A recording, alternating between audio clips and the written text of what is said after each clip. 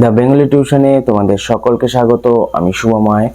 আজ তোমাদের যে টপিকটা নিয়ে আলোচনা করব, দেখো চাঁদের পাহাড়, বিভূতিভূষণ বন্দ্যোপাধ্যায়ের চাঁদের পাহাড় তোমরা সবাই পড়েছো। সেই চাঁদের পাহাড়ে আমরা প্রচুর ক্যারেক্টার পেয়েছি। এত বড় একটা উপন্যাসে অনেকগুলি ক্যারেক্টার থাকবে, এটাই স্বাভাবিক। তো প্রচুর ক্যারেক্টার পেয়েছি, সেই সমস্ত ক্যারেক্টার সম্বন্ধে আমরা যদি সামান্য একটু জ্ঞান রাখি তাহলে বেশ ভালোই হয়, কি বলো?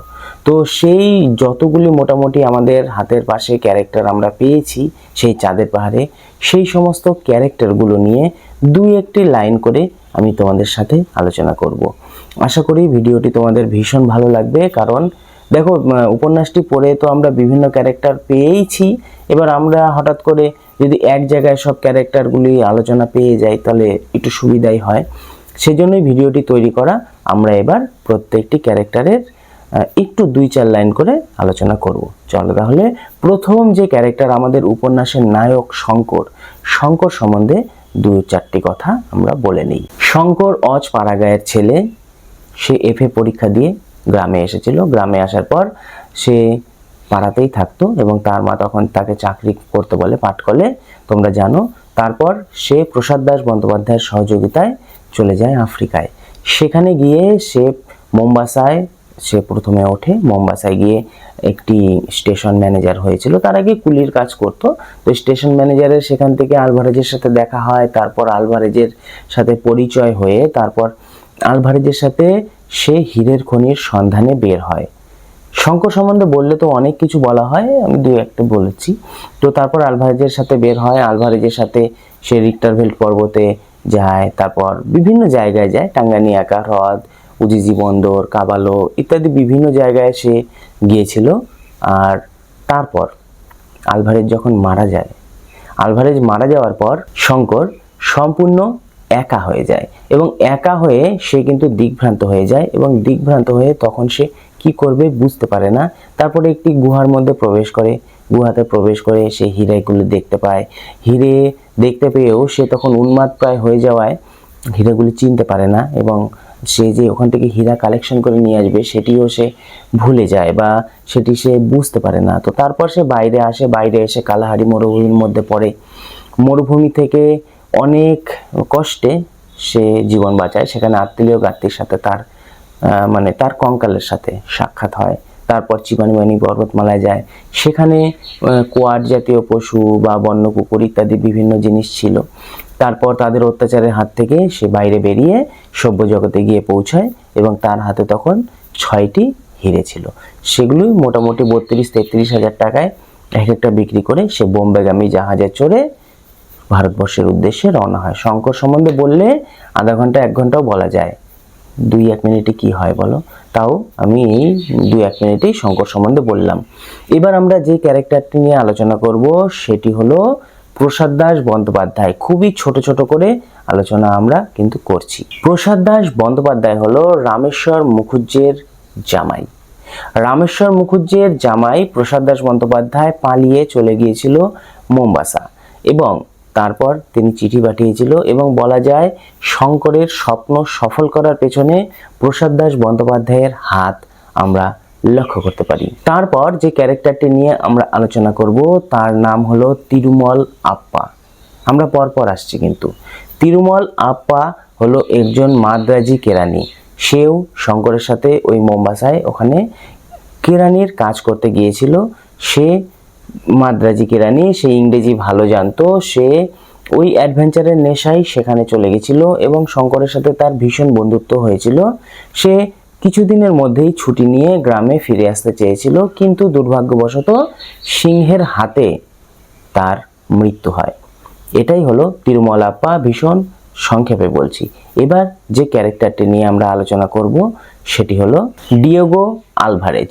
দেখো ডিয়েগো আলভারেজ, ডিএ, এই ডিয়েগো আলভারেজ সম্বন্ধে নতুন করে বলার কিছু নেই। চাঁদের পাহাড় যারা যারা পড়ছো সবাই জানো, শঙ্করের পথ প্রদর্শক তিনি।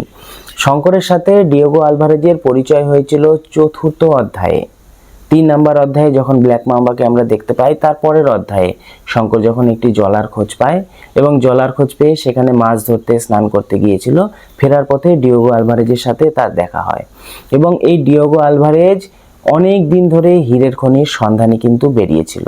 হীরের খনির সন্ধানে তিনি বেরিয়ে দুই একবার ফিরেও এসেছিলেন। বোরের যুদ্ধে তিনি কাজও করেছিলেন, অরেঞ্জ মানে কমলা লেবুর বাগানেও তিনি কাজ করেছিলেন। কিন্তু এই যে একটা অ্যাডভেঞ্চারের নেশা তাকে ঘরে থাকতে দেয়নি। তিনি কিন্তু ঘুরে ঘুরেই সেই আফ্রিকার জঙ্গলের দিকে কিন্তু রওনা হয়েছিলেন।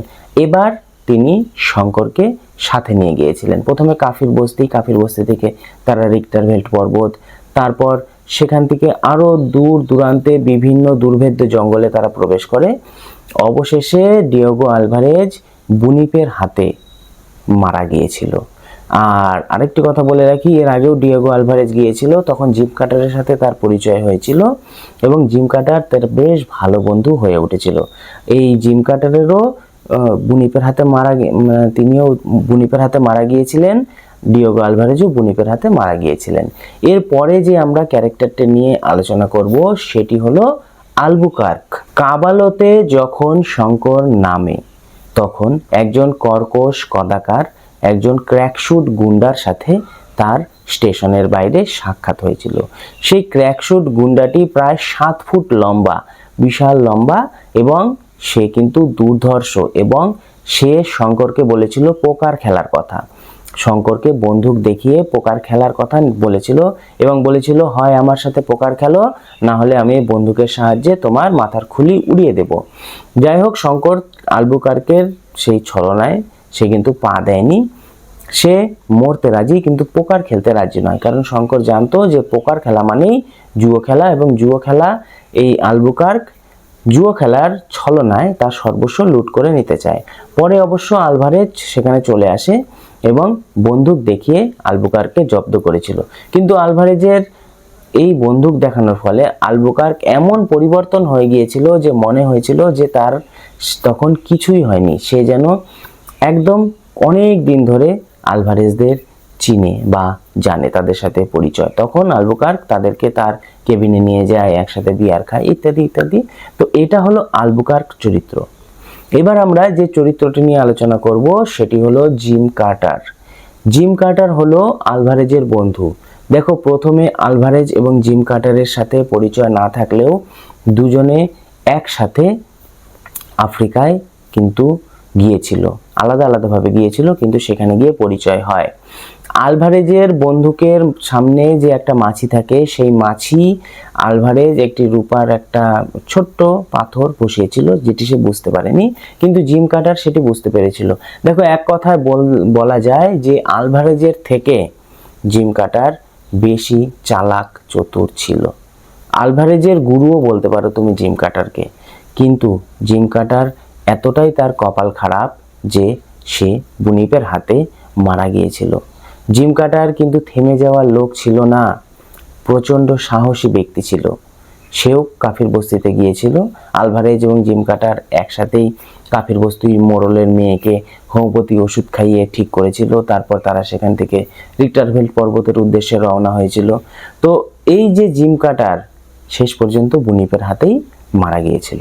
পরবর্তী যে ক্যারেক্টারটি নিয়ে আমরা আলোচনা করব সেটি হলো আত্তিলিও গাত্তি। ফ্লোরেন্সের গাত্তি বংশের সন্তান তিনি। প্রথমে তিনি জাহাজে করে পাড়ি দিচ্ছিলেন, কিন্তু জাহাজডুবি হয়ে যাওয়ার ফলে তিনি বা তারা একসাথে বলতে পারো সেই জঙ্গলে এসে পড়ে এবং সেখানে জানতে পারে কাফির বস্তিতে যে ওই পাহাড়ে হীরার খনির সন্ধান আছে। তিনি কিন্তু আবছাভাবে বুনিপকে দেখেছিলেন।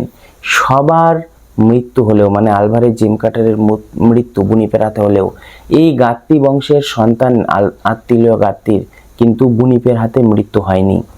তার মৃত্যু হয়েছিল তার বন্ধু বান্ধবদের হাতে, কারণ তারা একটি টিম তৈরি করেছিল এবং সেখানে আত্তিলিও গাত্তি ছিল হেড, এবং তার যে ফ্রেন্ড সার্কেল, যারা বন্ধুরা একসাথে ছিল, তারা ভেবেছিল যে আত্তিলিও গাত্তি তাদের ঠকাচ্ছে, কিন্তু আত্তিলিও গাত্তি ঠকানোর পাত্র নয়।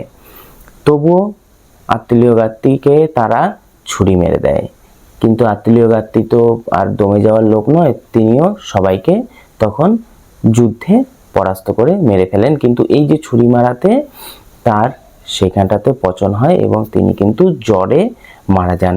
সেই মরুভূমির মধ্যে, কালাহারি মরুভূমির একটা গুহার মধ্যে তিনি মারা যান। তার সাথে ছিল বেশ কিছু হীরা। যে হীরাগুলি শঙ্করকে পরে তিনি দিয়েছিলেন, মানে লিখিতভাবে আর কি। একটি তিনি চিঠিও লিখেছিলেন, সেই চিঠিটি একটি ছিপি লাগানো একটি বোতলের মধ্যে তিনি ভরে রেখেছিলেন। পরবর্তীতে সেটি শঙ্কর পায় এবং তারপর সেই হীরাগুলি শঙ্কর নেয়। এটা হলো আত্মীয় গাত্তি। আর এই আত্মীয় গাত্তিকে শঙ্কর পরবর্তীকালে সমাধি দিয়েছিল এবং ক্রুশ বানিয়ে তার উপর সে পুঁতে দিয়েছিল। এবং তারপর শঙ্কর যখন সভ্য জগতে পৌঁছায় তখন গাত্তি বংশে শঙ্কর খবর দিয়েছিল। এটা হলো আত্মীয় গাত্তি সম্পর্কে সামান্য ধারণা।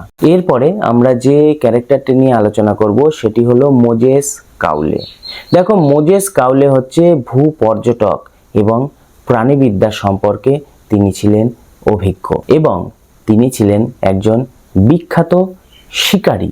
বেলজিয়ানে তিনি লায়ালাবু অরণ্যে এক বুনো শুয়োরের সন্ধান তিনি পেয়েছিলেন, যা সাধারণ শুয়োরের থেকে অনেক বড়।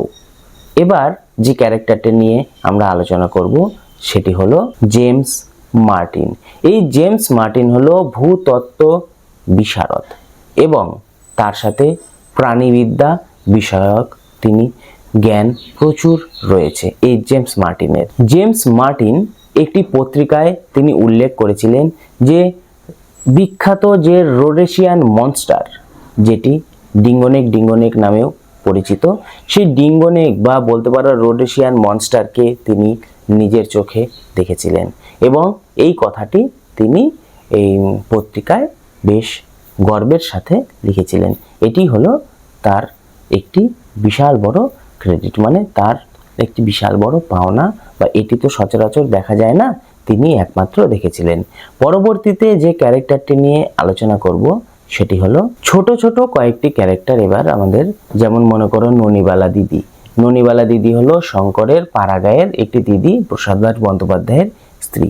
তারপর মনে করো রামেশ্বর মুখুজ্জের স্ত্রী, যিনি চিঠিটা না নিয়ে আসলে শঙ্করের হয়তো এই আফ্রিকায় আসা সম্ভব হতো না। তারপর মনে করো ইঞ্জিনিয়ার সাহেব, মানে ভারপ্রাপ্ত ইঞ্জিনিয়ার সাহেব, যেটি আমরা 2 নাম্বার অধ্যায়ে দেখতে পাবো।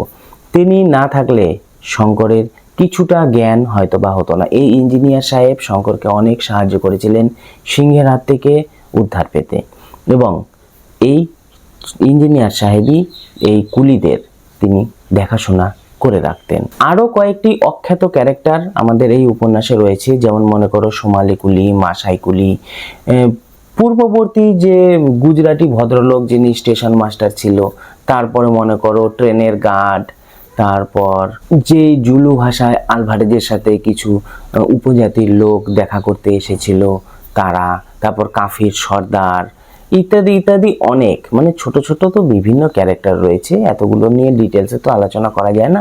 যেগুলি মেন ক্যারেক্টার সেগুলি নিয়ে আমি আলোচনা করেছি। তো অযথা ভিডিওটিকে দীর্ঘায়িত করে লাভ নেই, তোমরা এই ভিডিওটি একটু মনোযোগ সহকারে দেখবে। চরিত্র সম্পর্কে ভিডিও আজ এ পর্যন্তই। আমরা এরপরে নতুন কিছু নিয়ে, নতুন কোনো অধ্যায় নিয়ে আলোচনা শুরু করব। আজ তাহলে এটুকুই।